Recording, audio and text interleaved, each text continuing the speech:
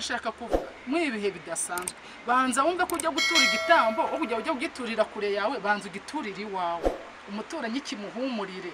uwo muntu wumva ko ari ikibazo mwari mufitanye gishire mubanze mu gikimurane ndumva ariko gutura igitambo neza bino bintu byatwigishije ibintu byinshi tubivuze ntibyanarangira iyi covid nabonye inyigisho nyinshi ni gute waba utabana n'umugabo wawe neza ukazamuka kujya gutura igitambo kuri katedrali runaka iyi covid rero igagombye kudufasha tukazayisohokamo icyo kintu cyarashize ubana n'abaturanyi neza n'umugabo neza nubwo